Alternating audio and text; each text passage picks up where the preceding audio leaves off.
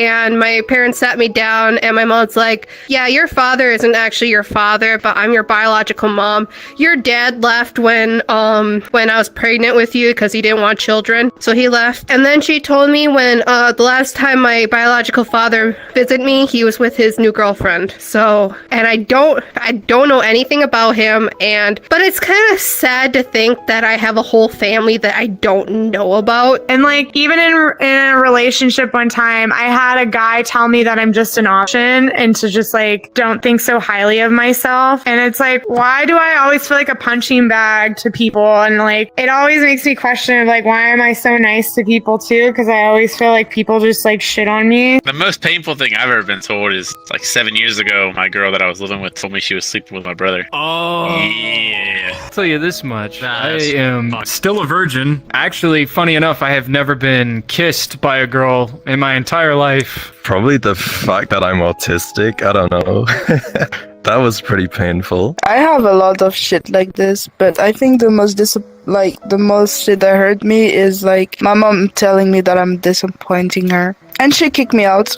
General, no, I'm still a virgin. She kicked me out because I'm smoking some cigarettes. It was when I was a kid when I was told that I was never going to be able to see my older brother again because he passed away. I'm still trying to figure that out. It's still a process, dude. Some days are easier than others. That's honestly about all I can tell you. I'm gonna start crying in a second. This is too much. Your mom has died? I don't know. And it's kind of up there. I don't want to get depressed in here. That Santa is not real. It was probably getting the news my grandmother's stage 4 pancreatic cancer diagnosis. Is that his grandma reached stage 4 pancreatic cancer? You're just stealing somebody else's painful memories. I think the worst was probably this girl I was with for 4 years, though. Just when she finally told me that we were never going to be together again, that would have been the most painful thing. I fucked that one up, though. That one was on me. I slept with about 9 other girls. It was an accident. First girlfriend, when she told me she was cheating on me with 5 other guys and only loved me for my money. That was kind of crushing. I don't know. I guess that I'm not good enough, but it's all in the past. So I see through that now. I see past that now. I know that I'm good enough for anything I want to achieve in my life. And so if anyone ever tells you or whoever is about to listen this, you're not good enough, just go away, because you are. Okay, I was engaged in high school, and I was with her all the way up from we were 14 to like I proposed to her at 17. I was with her till I was 22. So from 14 to 22, 8 years, I was with this girl, and she went into the military and then did 2 tours in Iraq, and she came back a totally different person. It changed her. And her recruiter that recruited her from when she was in high school was actually sleeping with her, and I did not have any idea on it. Okay, and like 6 months before our marriage, I walked in on it, and then she just told me that we're done. It's over. I thought of it straight away. It's when my Asian mother told me that I should have been aborted. I didn't achieve the marks that I should have. I didn't achieve over 70 in like my year 12 studies. I just feel like that kind of broke me in a way. Like, I'm not depressed or anything. It's just I can't accept compliments because I feel like that's a lie again or something. I don't know. It's just in my back head. Like, if someone says, "Oh, you look good," I just feel like, oh, they could just make fun of me behind my back. So the heaviest thing I've ever been told, if I want to equate it to one sentence, was the message I received in a text message that said, "I fucked up." And the reason that's so heavy is because, to preface this, I had been dating a girl who went off to an internship out of state. She ended up getting intimate with another guy out there and played me like a fiddle. But honestly, it didn't come to that. I didn't know about this until my birthday. Whenever it rolled around to my birthday, this girl had told me that she wanted a break from our relationship, and I loved her to death. So if she wanted a break, I was fine with it because I wanted her to grow as a person. I loved her as a person. Have you ever wanted to find that side of the family? My family was talking. Oh, geez, I slammed my thing. My family was talking about me contacting my biological father due to medical reasons. So Yeah. It's gonna be difficult. I don't really want to see him because when I saw a photo of him, I don't even remember his name. He had a freaking mullet. Yeah, okay, I see why. In college, I remember I had a teacher call me a vacuous bimbo because I was trying to learn architecture, and it was a man, and he literally told me that my model of my house was like, he's like, you're not here to build Barbie houses. Why are you a vacuous bimbo in front of everybody? And it's like, what do you say to that? So he was 17 and I was 20. He was in high school and she was 20 or 19 as well. I'm 27 now, and so back then, like they were drinking a lot, and like they were both on antidepressants on and off with them. And I'm not gonna say that was that's not justification, but the person that my brother is now is not the person that he was then. I just kind of let bygones be bygones. Blood's thicker than water. Bitches come and go. My mom once blamed me for her divorce with my dad. She's like, it's your fault. And yeah, she has multiple personality disorder. When I found out one of my grandfathers had died, right, like, I didn't cry because I didn't have a huge emotional attachment to him, but like when one of my cats died, I cried, right? Exactly. Yeah, so it's your attachment to whoever has died. High five, Bert. Honestly, my life is pretty boring and I'm emotionally unavailable, so not a lot makes me sad. Sticks and stones may break my bones, but words will never hurt. That's something that people should still learn. Maybe not being like good enough for something, like you're not good enough for this role, or you're not good enough for this job, or you don't have the right requirements, like kind of that degradation feeling of not being able to accomplish something. So like any time throughout your life, it could be your parents or friends that feel like you're not good enough to be around them, or anything like that. It has happened to me multiple times, but I just feel like it's a huge thing now, people about our images and everything like that. So it's you have to be a certain way, you have to act a certain way and look a certain way to fit certain roles, like a lawyer, a doctor, everything like that. Sorry, was that too much? Death of my father, age 18. Hell yeah. Especially when he dies like 2 weeks before you leave the state because you're going into the military.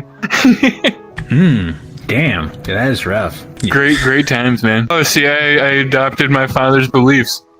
When you live, you're alive. When you die, you rot, and you help to create life. You make the plants, which in turn feeds the cattle, which feeds you, and then life continues. There's like a big group of veins in my brain that are connected, doing nothing really. I have a pretty big one, but the doctors said that they got to do like one more test. If there's like no chances of a aneurysm, they might not even do surgery because of how severe it is. The surgery might like cause more damage. It was a normal day at school, I'm just chilling. I was a sophomore in high school. It was like every other day. Well, okay, to preface that, hey, turn off those crickets, man. It's a sad story. Oh my god. Some guy with the soundboard is farting, man. It's ruining my vibe. Okay, it's fine. Yeah, so I don't know. I guess I'll make it a short story. Like, my mom had been dealing with like cancer stuff. She actually survived. She battled it and she survived, like, I think it was 8 years ago, but then it came back, when I was sophomore in high school. And when I got home that day, my dad said she only had 2 weeks to live, and we just cried together. And then she passed, I guess, 2013. I'm good now. I've kind of accepted it. I hope I become stronger. Of course I loved her, but gotta move on. I lost my mother. Yeah, I lost her when I was 16. She had cancer. I moved to another state for a girl, and after about a year of living with her, she told me I don't love you anymore, so I had to move back halfway across the country. Sometimes you win, sometimes you lose. If I could do everything over again, knowing everything I know now, I still would have did it. I guess it's just a way the brain works. It's just being a bit different, I don't know. I'm not very good at socializing with people, especially like face-to-face in real life. That's probably why I go on VR chat. You can't, I was just like, I planned my whole life ahead for her and then just went after that. The best way to do it is just take time away from everything and to just work on yourself. Like, find a hobby, find an interest, work on that, make yourself a better person, improve your life, look for the future, don't be stuck in the past. At the time, I was just like, yeah, my family doesn't even love me and shit, but, it was just tough love, and she was just trying to say that to make me do better at my studies. It was my 21st birthday, and during this, Like, I drunkenly had wrapped my arm around this girl who I had been dating, who said she wanted a break, and the whole room went silent. And I found out that night that the girl I'd been dating had not told me, but before she wanted this break, she was actively dating another guy that she had got with on the internship that she was on out of state.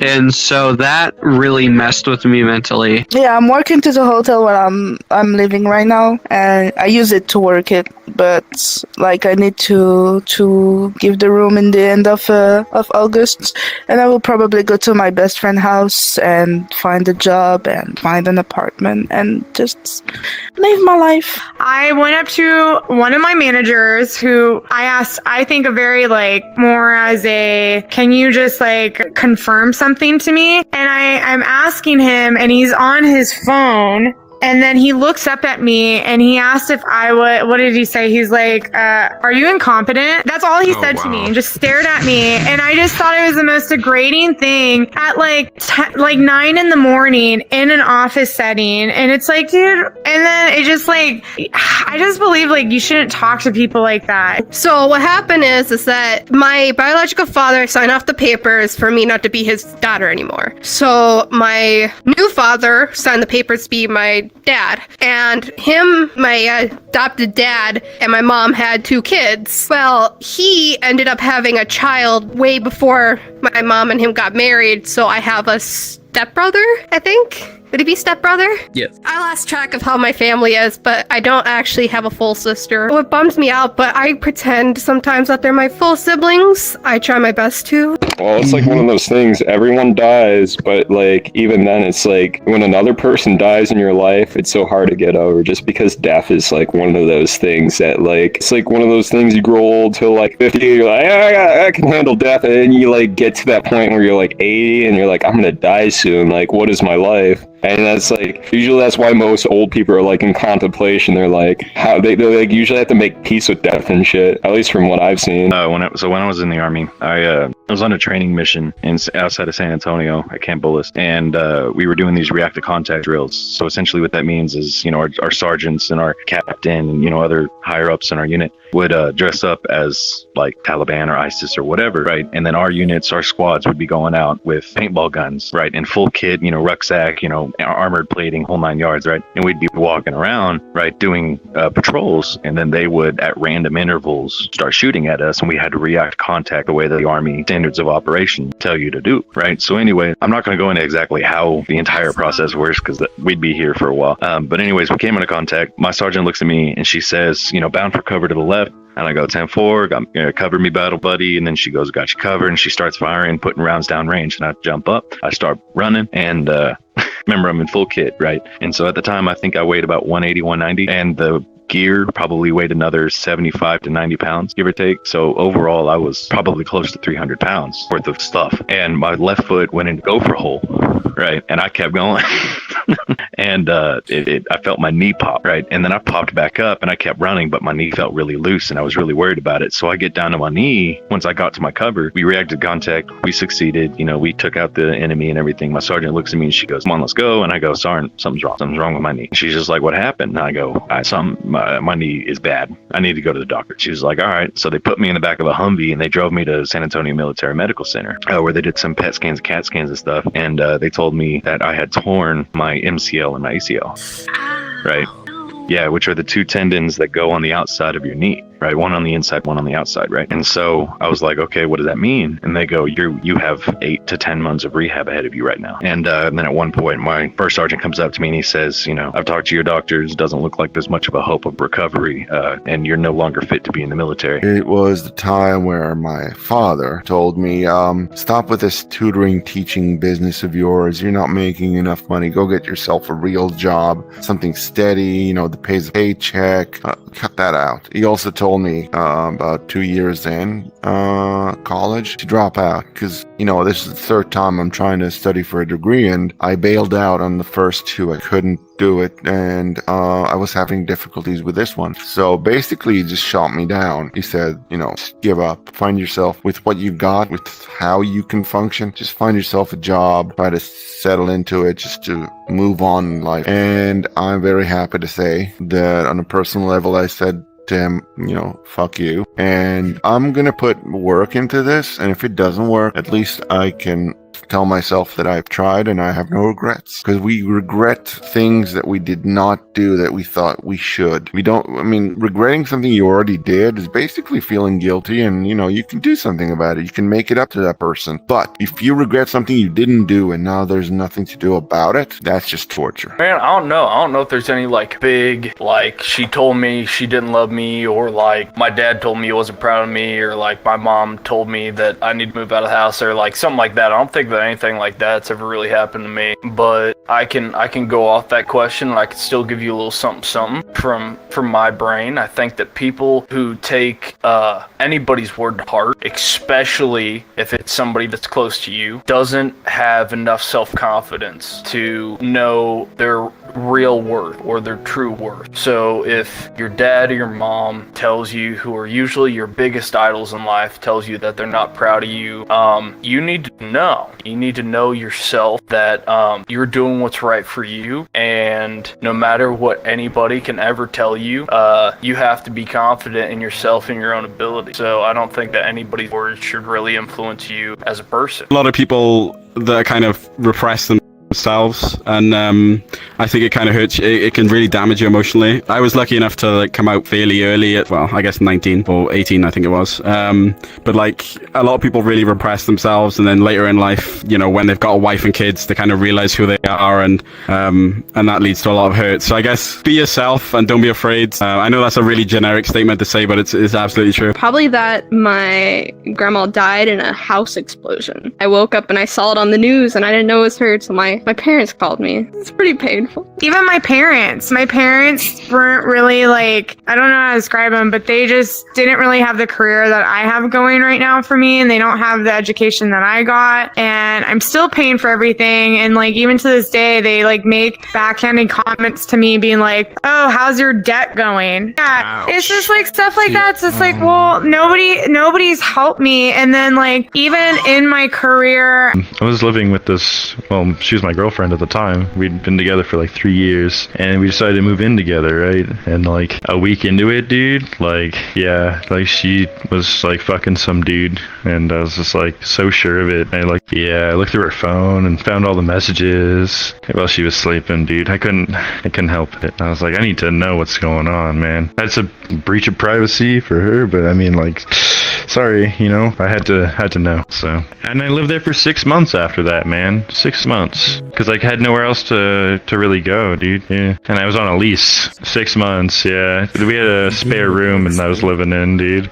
And her and the guy were seeing each other during the entire time, and it was just get me out of here, When I was told the news, my friend was killed by a drunk driver in high school. That was quite painful at the time. I would definitely say in my last relationship, I tried sending this playlist, right, of music, and then she told me that it all sucked. Still happens a lot of times that people compare me to my biological mother, which really pains me a lot considering what she's done to me. So whenever I get comparisons towards her, I tend to be either emotionally broken or emotionally too angry to hold myself together. It was probably whenever my junior year in high school when my girlfriend broke up with me for another guy. Yeah, it was a 2-year relationship. So yeah, I haven't been in one since. I think what I would say is towards I guess an 18-year-old, that it's okay to not know what to do yet, because I feel a lot of people expect young people as soon as they've grown up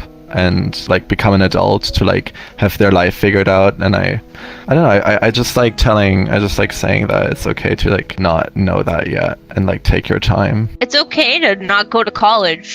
This is coming from an actual college student, and if you want to start college late, that's okay. It's not a rush. Just live your life to the fullest.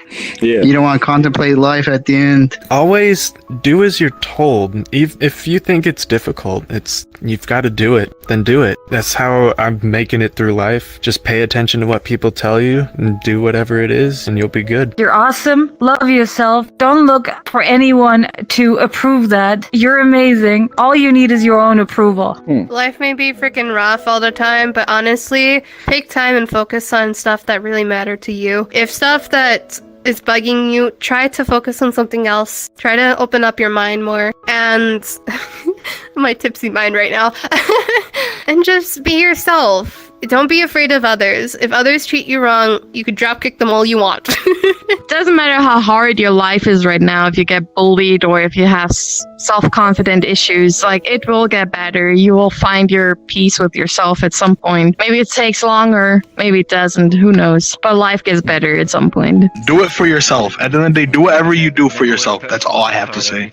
Look at me. If someone tells you that you can't do it, 9 times out of 10, they're probably right. Let's be honest here. But you gotta do that one time. That one time, that 1 in 10 chance. You gotta be your own person. You gotta be an individual. You gotta stand out. You just can't keep doing what everybody else is doing. You know, you see all the same thing. Everybody jumping all the trends, the bandwagons, and all that bullshit. You're never gonna be remembered that way. You gotta do the one thing that makes you uniquely you. I don't know if this will go public, but if it does, I want every person to know that no matter what anyone says, don't let anyone drag you down and tell you who you are, because no matter what, as long as you push yourself to do your best and try your best, you will get through it, and you will just take everything by baby steps, and you will do really, really good in life. My message to the world is be nice to everybody, because you don't know somebody else's pain besides yourself. So be nice to people. Kindness is contagious. When you are kind, you inspire others. Be the spark. Spreading kindness merchandise available now.